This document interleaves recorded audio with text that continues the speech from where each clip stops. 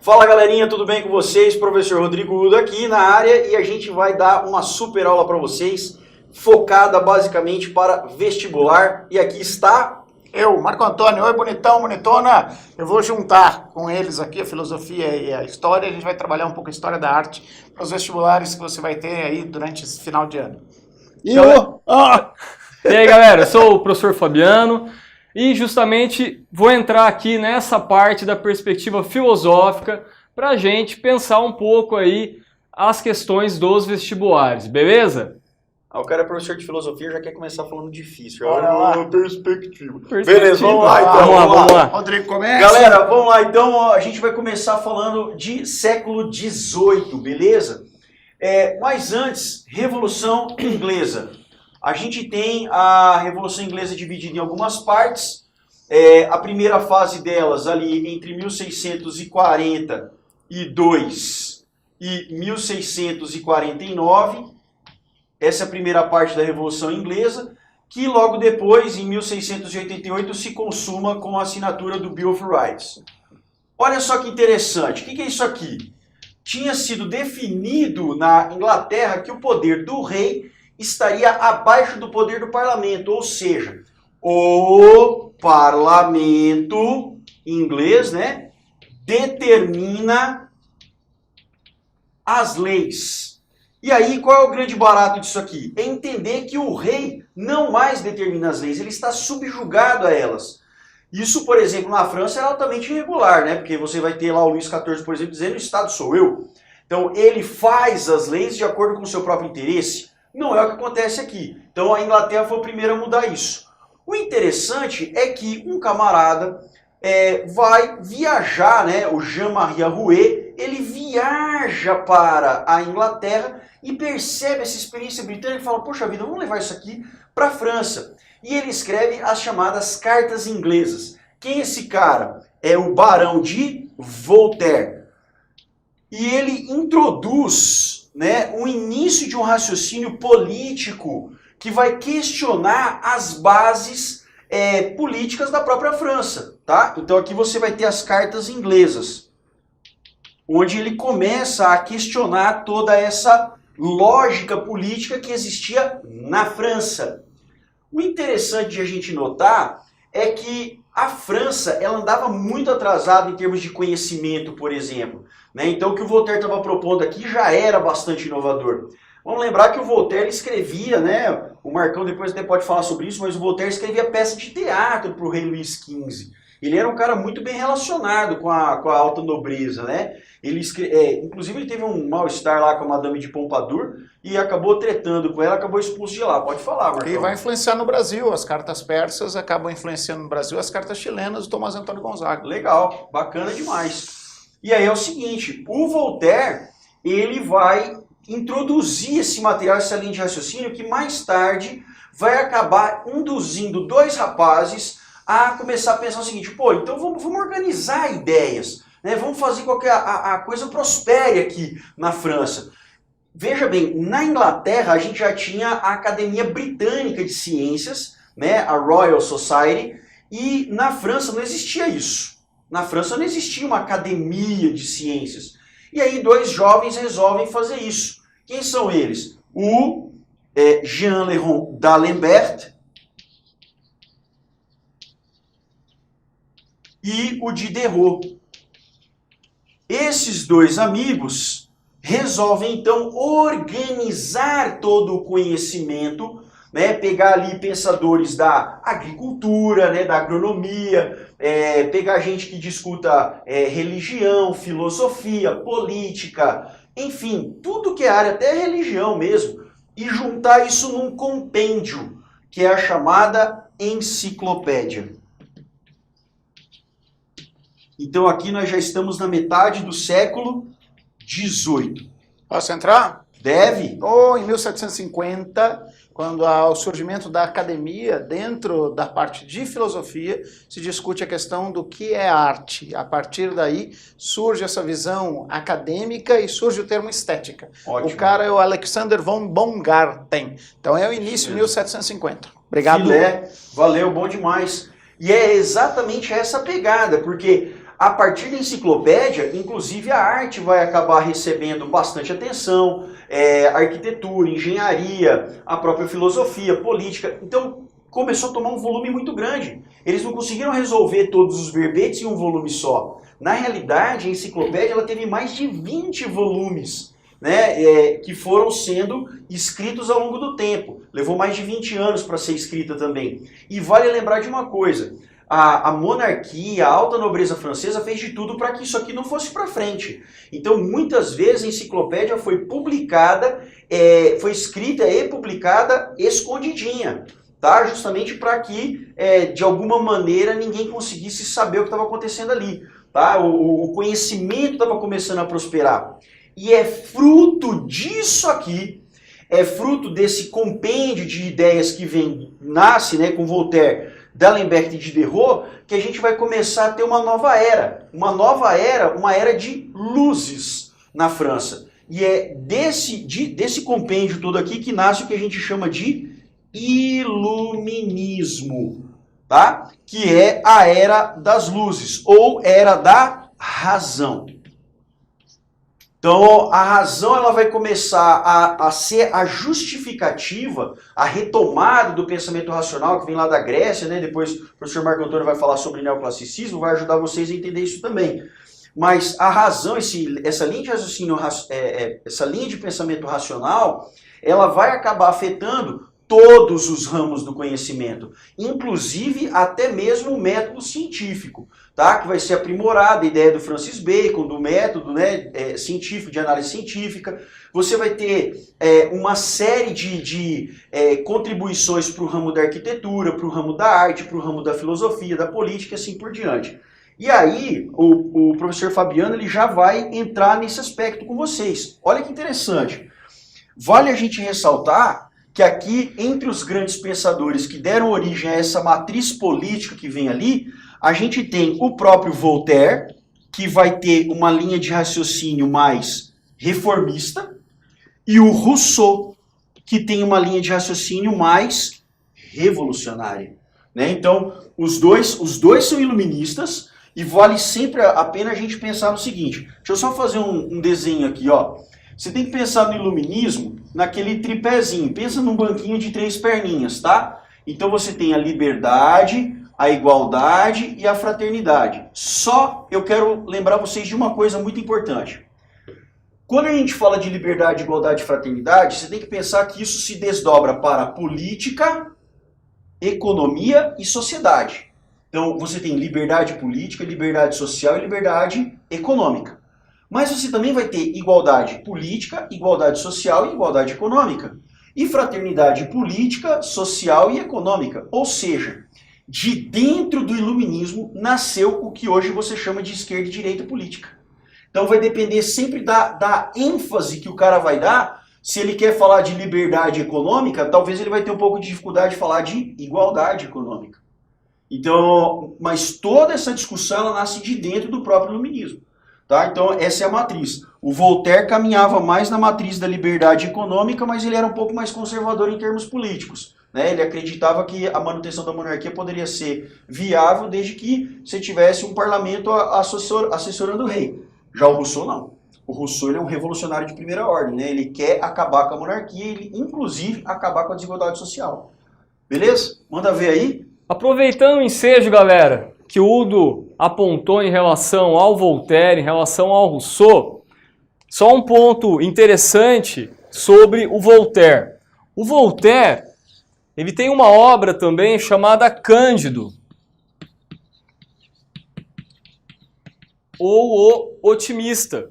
Esta é uma obra interessante, aproveitando aquela questão toda que foi posta em relação à ciência também, é uma obra em que o Voltaire ele faz uma crítica a um pensador da filosofia moderna chamado Leibniz,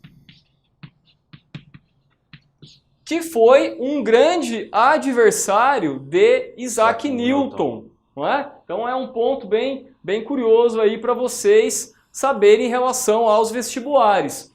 Nesta obra do Voltaire, Cândido, basicamente você tem uma narrativa em que um dos personagens representa aquilo que seria a teoria de Leibniz, que é a chamada teoria acerca dos melhores dos mundos possíveis, que é uma teoria metafísica do Leibniz, em que ele vai colocar que nós vivemos no melhor dos mundos possíveis porque este mundo foi criado por Deus.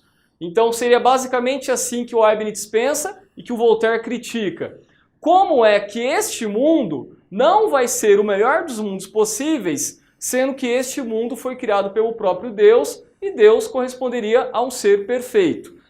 Este personagem na obra que representa essa teoria do Leibniz seria o Pangloss, o mestre do Cândido, que basicamente o tempo todo na obra em que o Cândido ele sofre uma série de prejuízos na vida dele, econômicos, sociais e familiares, assim por diante, mas o tempo todo a narrativa ela vai se encerrando com o Pangloss dizendo ao Cândido que para ele ter calma, que este é o melhor dos mundos possíveis. Um outro ponto interessante, aproveitando o ensejo do que o professor Rodrigudo colocou e também o professor Marco Antônio, é em relação ao Alexander Baumgarten. O Baumgarten, galera, ele teve uma influência decisiva em relação à filosofia de Immanuel Kant, ou em alemão a pronúncia Kant, não é? Em relação ao conceito de estética, do qual o professor Marcão falou a respeito.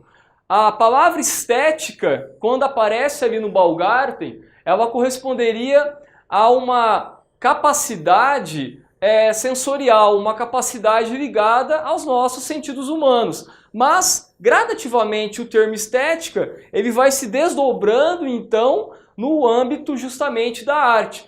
E na filosofia do Kant, isso vai aparecer sobretudo em qual das obras do Kant?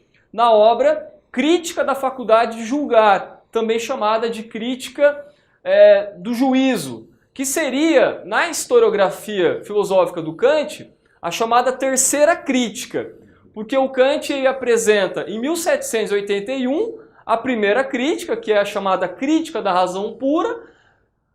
Ele escreve entre a Crítica da Razão Pura e a segunda crítica, que é a Crítica da Razão Prática, ele escreve a fundamentação da metafísica dos costumes, mas o que acaba ganhando muita força na filosofia kantiana, pelos estudiosos e também pelo próprio Kant, sem dúvida, é justamente essa expressão aí da qual falei, as chamadas três críticas. Crítica da razão pura, crítica da razão prática e a crítica da faculdade de julgar ou crítica do juízo.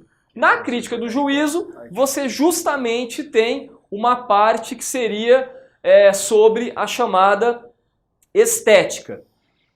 Mas tudo bem.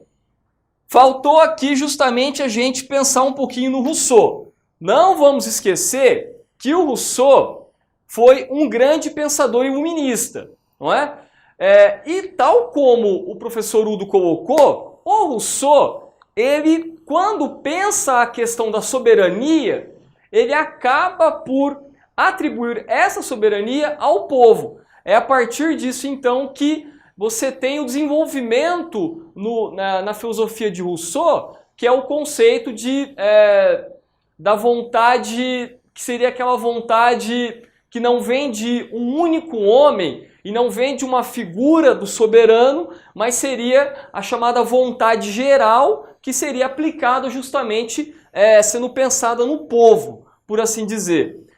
Essa concepção de vontade geral que vai aparecer no contrato social de Rousseau, a gente não pode esquecer que ela se dá posterior à concepção que ele tem que seria de pré-civil, ou que também aparece nos mais diversos vestibulares como estado de natureza.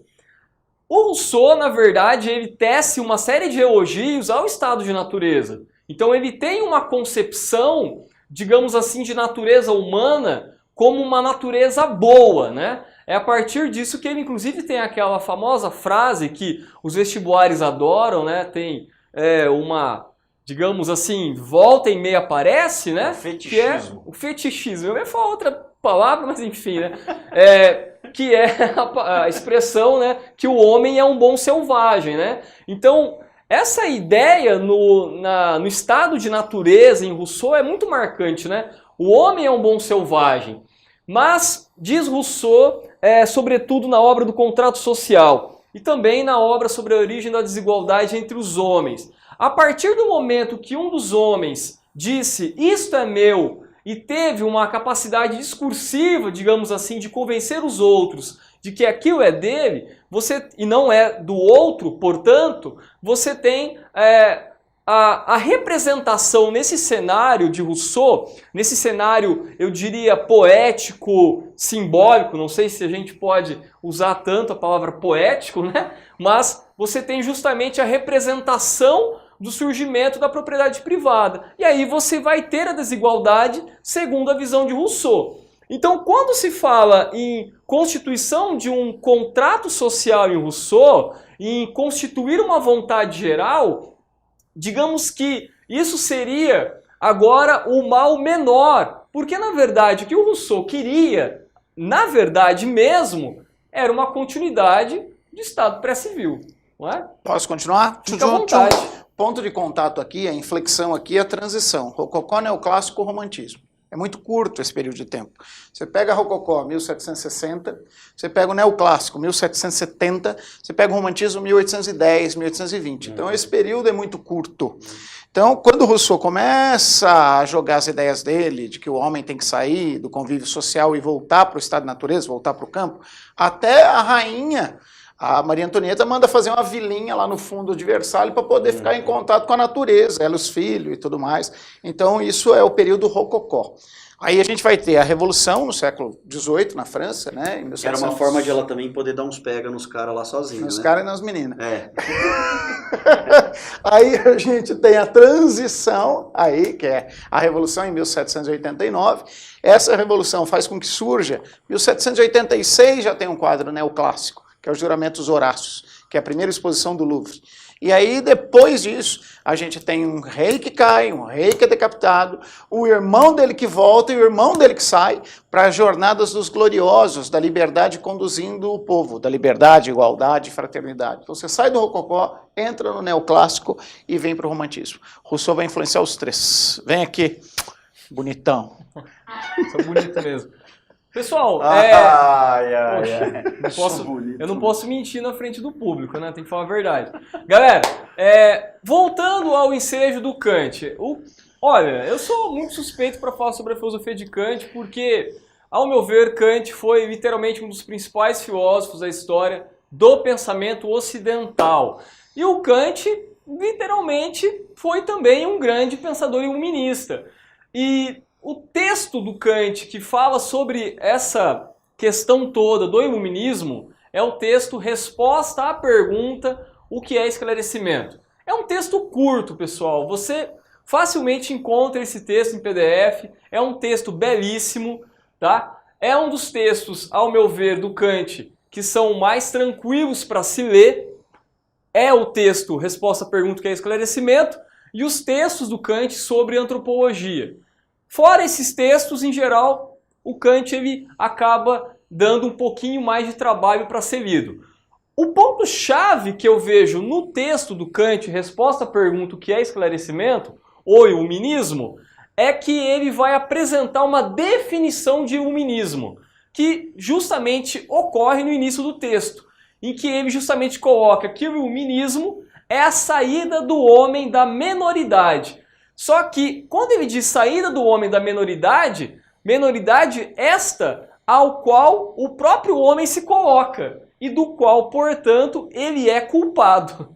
Esse é um ponto muito interessante. Essa menoridade na filosofia kantiana é um conceito que justamente vai expressar, ao meu ver, a ausência de autonomia racional. Por isso que é interessante o fato de Oudo ter frisado o conceito de razão. No caso da filosofia kantiana, por mais que você a chame de filosofia crítica e atribua ao Descartes, ao Leibniz, que são filosofias chamadas filosofias do racionalismo, você não pode esquecer que na filosofia crítica de Kant, a razão ela tem sim um papel fundamental. Só que agora a razão ela é posta, como o próprio Kant diz na Crítica da Razão Pura, ela é posta em um tribunal em que ela vai julgar a si mesma. Então a razão ela é juíza, só que ela também vai estar no banco dos réus e ela vai ser julgada. E justamente esse aspecto que o Kant coloca, ele vai pensar como crítica à metafísica tradicional, ele faz todo um levantamento em relação à história da filosofia. Pois bem, retomando o conceito de menoridade. Menoridade, então, poderia ser pensada como uma ausência de autonomia. Mas por que ocorre esta ausência de autonomia racional? No próprio texto, Resposta à Pergunta, que é esclarecimento, o que o Kant coloca? Ele coloca assim, que a pessoa, ela justamente se permite ser levada adiante, ser guiada por aquilo que ele chama de tutor. E vai ficando uma situação muito confortável. Então eu tenho um tutor que justamente me carrega e me diz qual é o caminho, para onde eu tenho que ir. E veja, qual é a autonomia, qual é a capacidade que eu tenho nessa medida de aplicar regras à minha própria pessoa? Na verdade, quem me direciona e quem me dirige é o tutor. Bom, esse tutor, no texto, o Kant ele cita algumas figuras. Ele cita a figura religiosa do sacerdote, ele justamente pensa também a questão política, e essa questão toda de eu ser levado por um tutor contribui para que eu permaneça na menoridade, eu permaneça na estagnação de ausência de crítica, e aí eu não avanço para aquilo que o Kant entende como a grande proposta do iluminismo, que é a chamada maioridade, entendida então como maioridade racional. Essa conjuntura toda da qual eu estou falando, você pode muito bem atrelar às questões da filosofia da ética, sem dúvida. Bora lá, Marcão. Eu estava aqui fora conversando enquanto você falava, isso não influencia muito a arte nesse momento, né? Porque a arte vai ser uma arte de caráter didático, pedagógico, moral, e exaltando a figura do imperador, do grande condutor e tal, durante um período, que é o período neoclássico, né? Inicialmente quer dar força para o povo, mas depois quando Napoleão surge, Napoleão, que é um grande mecenas, um grande patrocinador das artes, passa a ser uma figura importante aí. Mas o Udo comentou que na arte esse movimento de revolta vai se dar junto com a Revolução Russa, lá na década de 10, o dadaísmo é 16, a Revolução Russa é de 17, então esse momento de pegar a vida pela mão e tomar frente a ela. E depois volta em 60 com o Sartre, com o existencialismo, né, 50 e 60, e volta na arte também em 50 e 60 com o pessoal da nova figuração, aquela galera toda do neodadaísmo. Posso ir para a arte do que rolava na época? Manda ver. Bora lá, galera. Ó, na época que a gente tem de arte, parte de neoclassicismo. Século XVIII, ele vai começar por volta de 1770 e vem até o começo do século XIX. A figura mais importante é o Jacques-Louis David. Jacques-Louis David, inclusive, foi deputado do povo, né? Durante o processo revolucionário, ele foi deputado, mandou um monte de gente lá para a guilhotina e tal. Os quadros de caráter didático, né? Sócrates morrendo pelos seus ideais. Todo mundo falando, não, já conversamos com os magistrados, eles liberaram. Não, ou é um sono sem sonhos, ou a morte é uma coisa que eu preciso conhecer porque eu sou um filósofo. Então sempre um quadro que apela, para as relações intelectuais, né, racionalismo, apela para essa necessidade de você lutar pelos seus ideais, o heroísmo, apela para o heroísmo, o herói do intelectual e tal, características importantes da época. Esse quadro, o quadro que causou uma polêmica, 3 anos antes do processo revolucionário, né, do queda da Bastilha e a Revolução Francesa, 3 anos antes, é como se o pai dos Horácios estivesse chamando eles para a guerra. O que o povo da época entendeu, porque mais de 40 mil pessoas viram esse quadro, foi: está na hora da gente pegar em armas para depor o nosso imperador. Aí era o Luís XVI, né, que tinha investido no processo de libertação dos Estados Unidos em relação à Inglaterra, mas que estourou o cofre e começou a cobrar impostos dos pobres. Então os pobres miseráveis tinham que lutar, pegar em armas. E aí Marat, que era um dos líderes políticos da época, e foi assassinado aí pela Juliette Corday, e ele coloca Marat nessa situação de: olha, o mártir do povo, um cara que lutou pelo povo. Aqui tem 2 coisas, né, Marcão? O fato de ele, a forma como o Marat está apresentado morto aqui é uma forma heróica, né? Sim, não é? Porque ela retalhou o peito dele de facada, né? E aquele é apresentado, inclusive, com a pena acima da faca, né? Porque a ideia era vender um líder... A razão.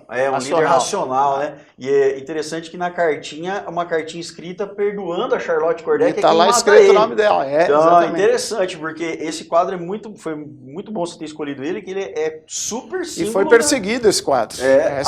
Opa, não foi aceito na época. Ele, inclusive, quando fugiu levando esse quadro junto. O quadro é meio maldito para a época, porque é um quadro com características mais românticas do que neoclássicas. E é interessante que ele teve uma influenciazinha do Velázquez, né? Essa escuridão, Velázquez, o penumbrismo, esse jogo de luz e Do sombra é muito barroco. legal. Louco, esse quadro é muito doido. Napoleão, quando Napoleão sobe ao poder, aí vamos valorizar Napoleão. Você imagina essa cena, que não é nada real, né? Essa cena é Napoleão cruzando os Alpes. Você imagina esse cavalo, deve ter ido de helicóptero até lá, né, com o cabeleireiro para poder fazer o cavalo e tal. Então essa pose de fazer o herói, né, de criar a noção do herói. A coroação de Napoleão, o Udo adora esse quadro, que é um monstro de um painel. A coroação foi feita dentro da igreja de Notre Dame, essa que pegou fogo agora e caiu já no vestibular, inclusive, aqui da UEM, já comentaram alguma coisa. E ele mudou propositalmente a fachada, né, o interior, as pilastras e tal, para dar essa noção neoclássica, porque o neoclássico é racional arquitetonicamente, já a gente vai voltar. E Napoleão passa a ser o garoto propaganda dele, né? Ele vai fazer toda a parte de Napoleão. Marcão, posso fazer uma piadinha então, aqui manda. sobre o Napoleão, já que vocês falam? Vai. Dizem que o Napoleão, né, ele corresponderia ao conceito de espírito absoluto do Hegel, né, o Geist, né? Opa! Que o Geist do Hegel, ele veio montado a cavalo, né? Isso é uma piadinha, né? Mas o que o Fabiano falou é muito legal. Eu avisei. Porque Hegel dá essa noção de criação moral, né? Essa questão de que você tem que formar um Estado a partir de um grande líder. Hegel vai ser usado. Napoleão é anterior, mas é anterior e posterior, está no mesmo período, né? Napoleão vai desaparecer aí do cenário em 1815, e Hegel vai estar escrevendo em 1814, né? Então é esse mesmo períodozinho. Mas essa formação, isso aqui chega no Brasil, que é a missão francesa que sai de lá e traz isso para o Brasil. O Brasil está, nesse momento, mudando de neoclássico, de barroco para neoclássico. Sim. Olha lá. Canova é o escultor. Deixei uma imagem só, que é Eros e Psique, né? A referência à mitologia grega, Eros e Psique. E trouxe alguma coisa relacionada à arquitetura, para vocês darem uma olhada, na volta à razão. Soufflot, que é o cara responsável por fazer o Panteão, tem um Panteão em Roma, e já que tem um em Roma, nós queremos ter um Panteão em Paris também. Então essa ideia de buscar na antiguidade clássica greco-romana as influências artísticas. Esse é o Panteão, de novo, do Soufflot. L'Arc de Triomphe, o Arco do Triunfo. Queremos ter um arco também. Tem arco em Roma. Nós queremos ter arcos para mostrar as nossas vitórias, os nossos triunfos, do Shaugreen. Está lá, mais um, Arco do Triunfo, uma igreja. A igreja de Couture, a igreja de Santa Madalena, em formato de templo, templo grego, templo, né? Esse é romano, né? Chega, os cantinhos chegam aqui. Certo, cantinho templo romano, parede, vai até lá no cantinho. Tá lá, Santa Madalena, é um neo-romano. E na Alemanha a gente tem esse Langhans, que fez os portões de Brandemburgo. Aliás, dois outros líderes, né? Além do Napoleão, Hitler também tinha essa ideia, Mussolini também tinha essa ideia de construir, hegeliana, de construir império a partir de certos exemplos. E no Brasil a missão francesa. O que é a missão francesa? Quando Napoleão cai em 1815, aqueles artistas que trabalhavam para Napoleão são perseguidos. Então eles fogem, uns vão para a Itália, outros vão para a Rússia também era um celeiro intelectual neoclássico, e alguns vêm para o Brasil. Tá? Quem paga melhor, né? Dom João VI, os melhores vão para quem paga melhor, vai indo. Dom João VI falou, eu também tenho um tostãozinho aqui. Vieram para cá alguns caras. O Toné, que é um cara importante, paisagista, basicamente, Toné, não gostava do Brasil, achava que o Brasil tinha muitas cores, aquilo irritava os olhos dele, ele tem um olhar mais racional, mais neoclássico, o neoclássico é racionalista, e um cara que ficou mais importante que é o Debré. Forte. O Debré, ele já vai andar pelo Rio de Janeiro retratando o dia a dia do Rio de Janeiro, os negros, os escravos de ganho, os costumes do Rio de Janeiro. Então esse ideal aqui é um ideal importante de registro do cotidiano. Né? Então o Debré seria uma espécie de registrador do nosso dia a dia no período Dom João VI. Debré vai ficar no Brasil até 1831, ele fica, é o que mais ficou, né, de 1816 a 1831, e aí Debré vai para a França, volta para a França, e lá ele publica, deixa eu voltar, lá ele publica a Viagem Pitoresca Histórica ao Brasil. Então isso aí seria o que a gente tem de influência desse período neoclássico. A próxima influência é a do romantismo, mas a gente vê num outro momento. Isso aí, galera. Uhul! Cheguei, Smigol! Bora! Boa prova pra vocês, sucesso, hein, galera? Valeu! Moçada, Valeu. um abraço, tchau, tchau! Boa prova, galera!